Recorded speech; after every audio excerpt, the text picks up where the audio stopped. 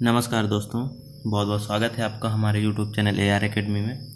तो दोस्तों, ये आज हम नेमराज सुंडा से एग्रीकल्चर एंटोमोलॉजी का लास्ट लेक्चर है ये, और आज से एग्रीकल्चर एंटोमोलॉजी आपकी कंप्लीट हो जाएगी नेमराज सुंडा से। इसके बाद हम कोई दूसरा सब्जेक्ट चालू करेंगे। तो चलिए शुरू करते हैं। शुरू करने से पहले जो भी हमारे चैनल से नए जुड़ रहे हों वो हमारे चैनल को सब्सक्राइब जरूर करें और वीडियो को लाइक करें और ज़्यादा से ज़्यादा अपने दोस्तों को भी शेयर करें। तो चलिए शुरू करते हैं। आज है हमारा लेपिडोप्टेरियन पेस्ट के बारे में। इसके पहले वाले लेक्चर में हमने कोलियोप्टेरा के जो भी पेस्ट थे हमारे, उनके बारे में हमने डिस्कस किया था। आज हम लेपिडोप्टेरा के जो हमारे पेस्ट है उसके बारे में डिस्कस करेंगे। तो चलिए शुरू करते हैं। तो सबसे पहला है हमारा एंग्यूमोइस ग्रेन मोथ, जिसका नाम है हमारा सिटोट्रागा सेरेलेला। इम्पॉर्टेंट पेस्ट है ये। It's also paste of field. तो ये स्टोरेज के साथ साथ फील्ड का भी पेस्ट है। स्टोरेज के साथ साथ ये फील्ड में भी इन्फेक्शन करता है। इन storage the infection is restricted by surface. तो जो स्टोरेज में इन्फेक्शन होता है, इन्फेस्टेशन होता है इसका, वो सरफेस के द्वारा रिस्ट्रिक्ट होता है। Damage is done by larva, और जो डैमेज होता है वो लार्वा के द्वारा होता है।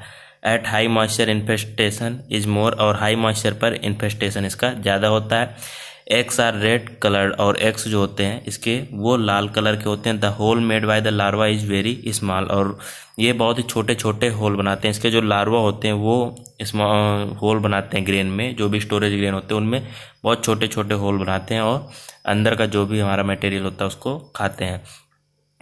After entering the larva hole is closed by silken web so difficult to see. तो इसमें क्या होता है कि जो लार्वा होता है वो होल करेगा ग्रेन में, और ग्रेन में फिर इंटर हो जाएगा। उसके बाद इसमें एक सिल्कन वेब होती है, मीन्स एक ऐसा एक पदार्थ बनाता है ये, और उस होल को क्या कर देता है, बंद कर देता है। तो इससे आपको समझ पाना मुश्किल हो जाता है कि इसके अंदर लार्वा है या नहीं। If grain is small the pupation occurs 2 to 3 grain holding together. और अगर छोटे ग्रेन्स हैं तो फिर उसमें क्या होता है, प्यूपेशन होता है 2 से 3 ग्रेन को एक साथ मिलाकर।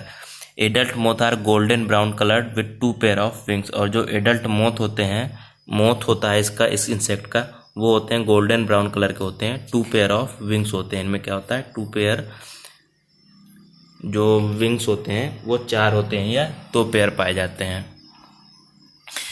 Wing margin is fringe and wings are pointed at the tip. तो विंग्स क्या होते हैं, टिप में पॉइंटेड होते हैं।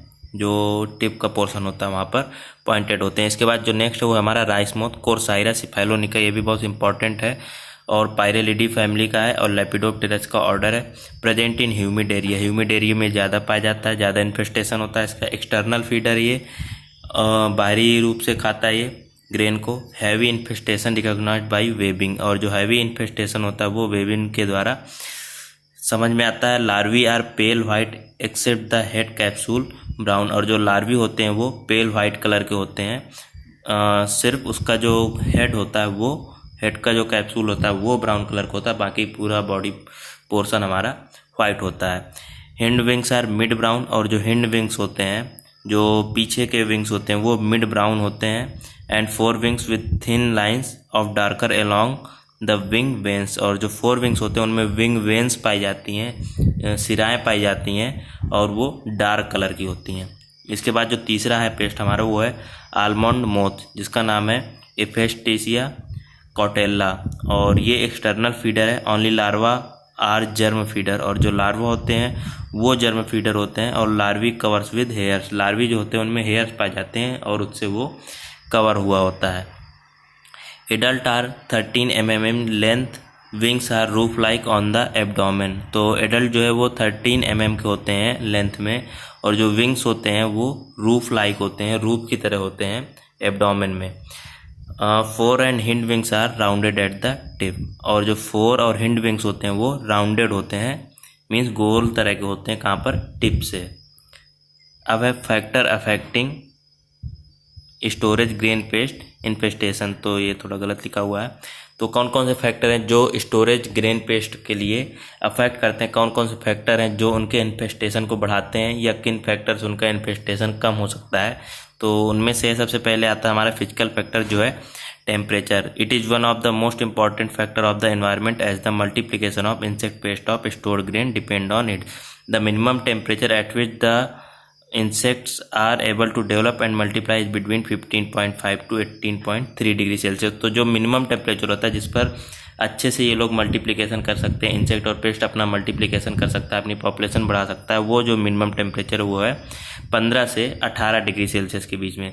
Many of insect can live for long period at lower temperature, और जो ज़्यादातर इंसेक्ट होते हैं वो लोअर टेम्परेचर पे भी जिंदा रह सकते हैं। The optimum temperature for most of the species lies between 28 to 32 degree Celsius. तो जो फेवरेबल सबसे अच्छा टेम्परेचर होता है ज़्यादातर इंसेक्ट के लिए वो है हमारा 28 से 32 डिग्री सेल्सियस। तो टेम्परेचर बहुत इंपॉर्टेंट फैक्टर है जो अफेक्ट करता है। इसके बाद है moisture. Most of the storage insect need more than 10% moisture. तो ज़्यादातर जो भी इंसेक्ट पेस्ट है हमारे स्टोरेज वाले उनके लिए 10% से ज़्यादा मॉइस्चर की आवश्यकता होती है। And the optimum is around 14, और जो ऑप्टिमम मॉइस्चर होता है वो 14% होता है। Therefore grains having less than 10% moisture is considered safe for storage.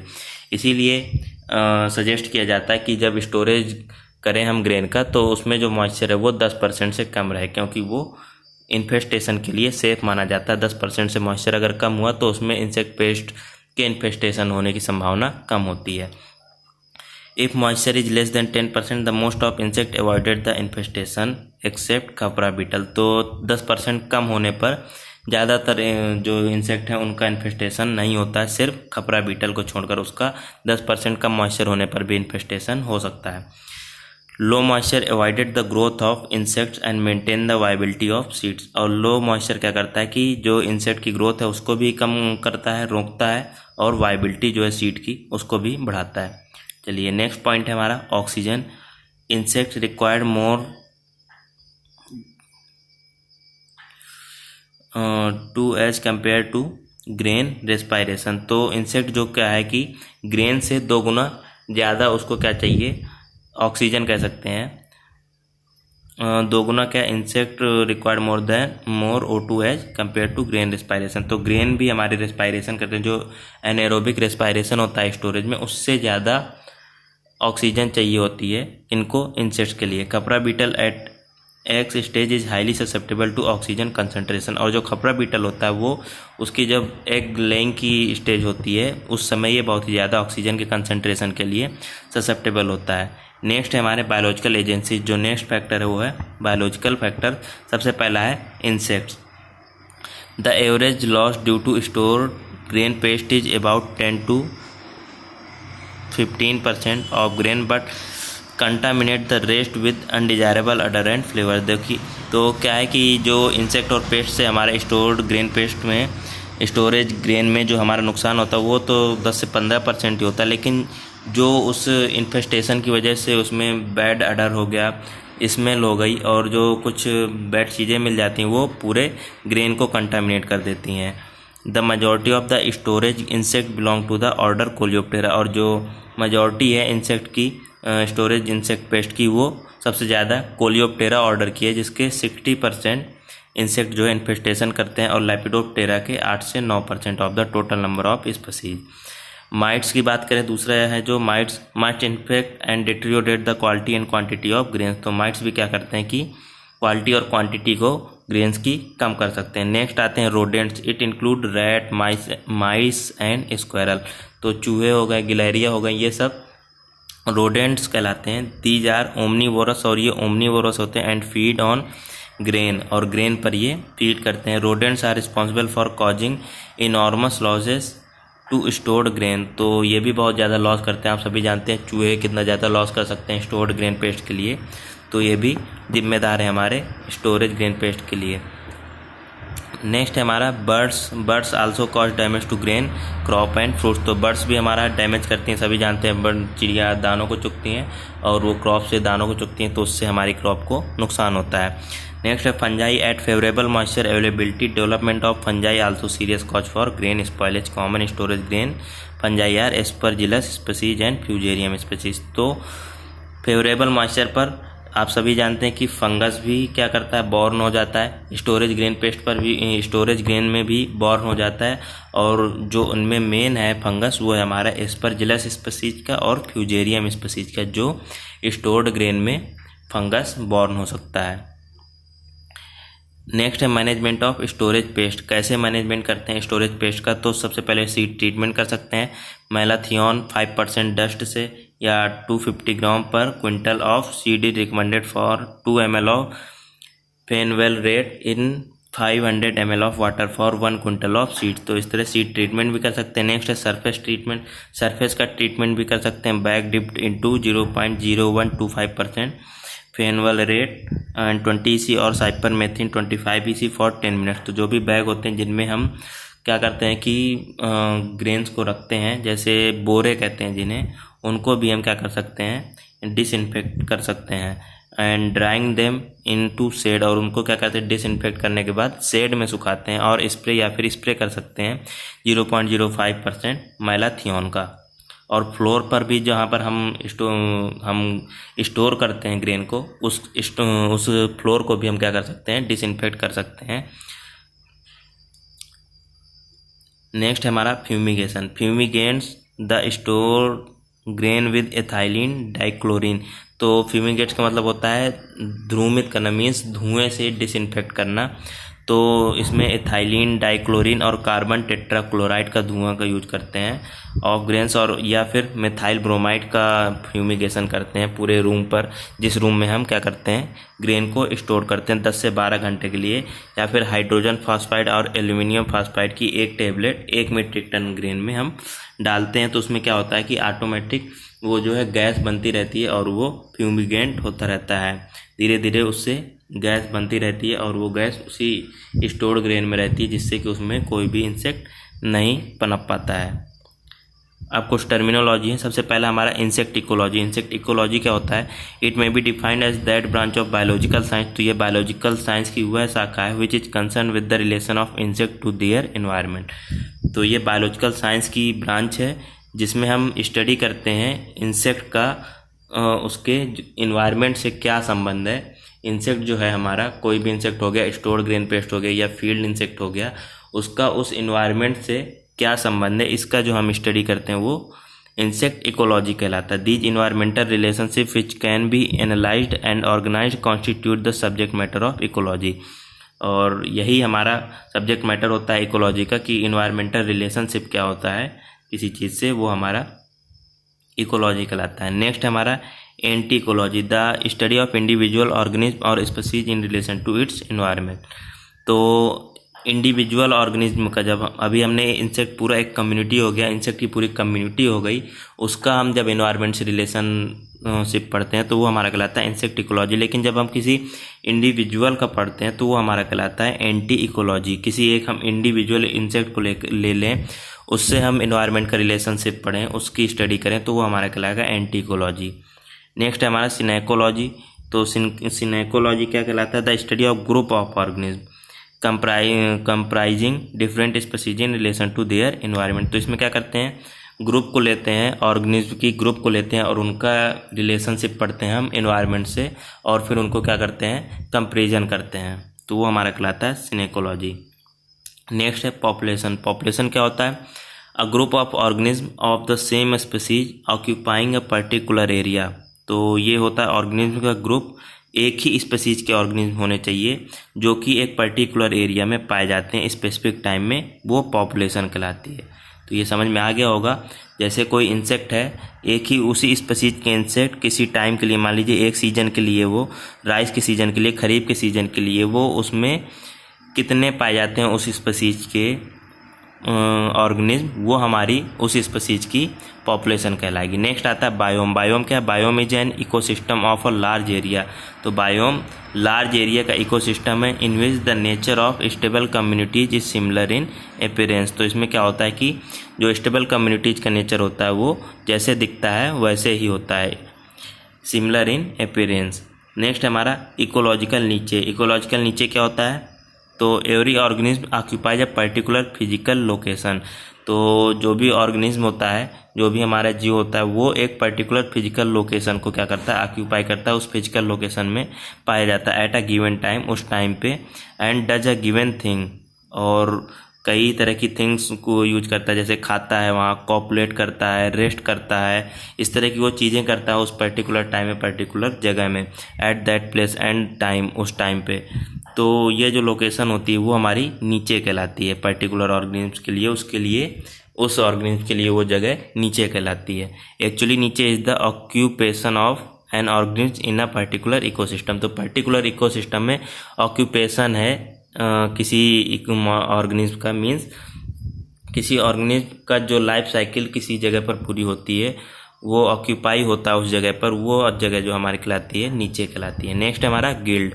Guild क्या होता है? A group of species with in a community. किसी स्पीसीज का ग्रुप होता है हमारा एक कम्युनिटी में, विच हैव द सेम और वेरी सिमिलर नीचे, जो कि आपस में सेम नीचे रखते हैं, मीन्स सेम ऑक्यूपेशन प्लेस रखते हैं। जैसे अभी हमने नीचे पढ़ा, तो जिनका नीचे सेम होता है या फिर सिमिलर होता है, ज़्यादातर सिमिलर होता है, थोड़ी बहुत ही वेरिएशन होता है, और डिफरेंट नीचे हुज लिविंग इज सिमिलर है, या फिर अलग अलग नीचे होते हैं तो उनकी लिविंग जो है तो सिमिलर एज दे ऑप्टेन, या फिर उनकी लिविंग जो है सिमिलर होती है, सेम टाइप की होती है, and utilise response in the same way. और वो भी जो भी है सारे के सारे रिस्पॉन्स सेम वे में देते हैं, एक ही तरह देते हैं, मीन्स सेम नीचे जिनके होते हैं या सेम तरह के नीचे ज़्यादा जिनके होते हैं, जिन ऑर्गेनिज्म के, वो हमारे कहलाते हैं गिल्ड। जैसे फोलिएज फीडर्स के जितने भी इंसेक्ट होंगे, उनका जो नीचे होगा, उनका जो ऑक्यूपेशन प्लेस होगा, वो लगभग सेम ही होगा, और वो जो भी रिस्पॉन्स करेंगे लगभग सेम नेचर का ही उनका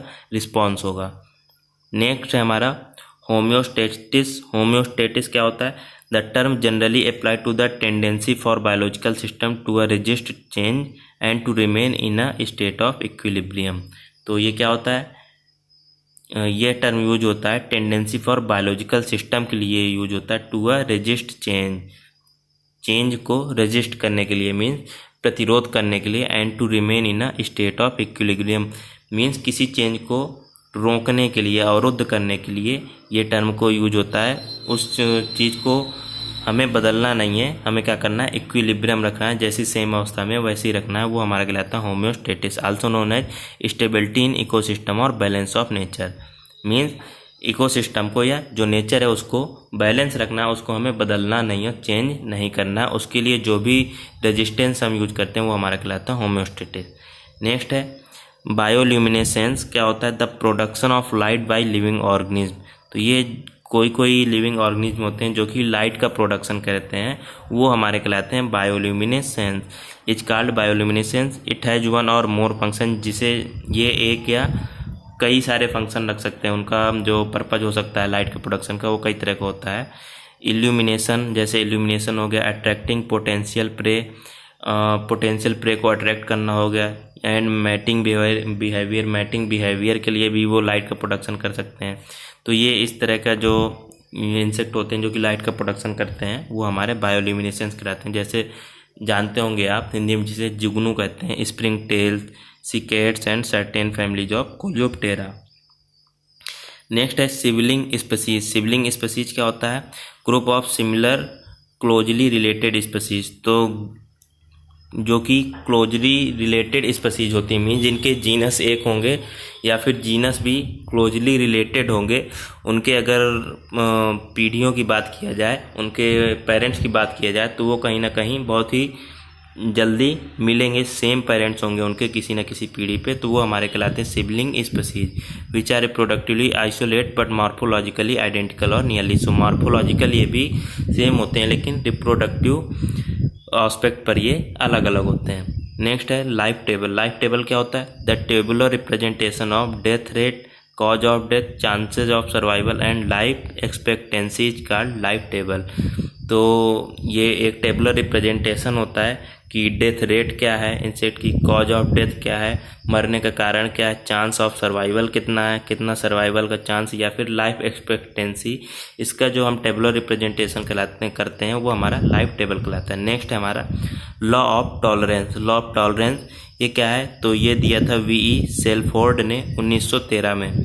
law of tolerance deals with the limiting effect of maximum as well as minimise temperature on the presence and success of organism. तो ये लाइट का इफेक्ट था, मैक्सिमम लाइट का टेम्परेचर का इफेक्ट था कितना मैक्सिमम टेम्परेचर या मिनिमम टेम्परेचर होगा जो कि ऑर्गेनिज्म के लिए सक्सेसफुल होगा, वो हमारा लॉ ऑफ टॉलरेंस कहलाता था। तो दोस्तों ये हमारा एंटोमोलॉजी आज से कंप्लीट होती है और इसके बाद से हम दूसरा सब्जेक्ट लेकर आएंगे। तो आप अच्छे से पढ़ते रहिए। और जहाँ तक जैसे डेट आई थी कि 19 अक्टूबर को आपका एग्ज़ाम हो सकता है पीजी के लिए, 18 अक्टूबर को यूजी वालों के लिए, तो आप अच्छे से लग जाइए। अभी भी आपके पास 1 महीने से ज़्यादा का समय है, 1.5 महीने के लगभग समय है। लेकिन ये भी नहीं है कि अभी इसी एग्ज़ाम में डेट हो जाएगा, तो आपके पास अभी समय और भी बढ़ने के चांस है। और इतना तो आप समझिए कि जैसे बहुत लोग पूछ रहे हैं कि कहीं मेरिट के बेस पर तो नहीं इस बार एंट्रेंस हो जाएगा, तो ऐसा नहीं है। एग्ज़ाम तो ज़रूर होगा क्योंकि अभी बहुत टाइम है। एग्ज़ाम अगर सितंबर अक्टूबर तक भी यूनिवर्सिटी खुल जाती है तो भी एग्ज़ाम आपका होगा। तो आप एग्ज़ाम के लिए प्रिपेयर रहिए और अपनी प्रिपरेशन करते रहिए। मेरिट के बेस पर होने की संभावना बहुत ही कम है, तो आप अच्छे से पढ़ते रहिए। चलिए आज के लिए बस इतना ही। बहुत बहुत धन्यवाद। वीडियो को ज़्यादा से ज़्यादा लाइक करें और शेयर करें।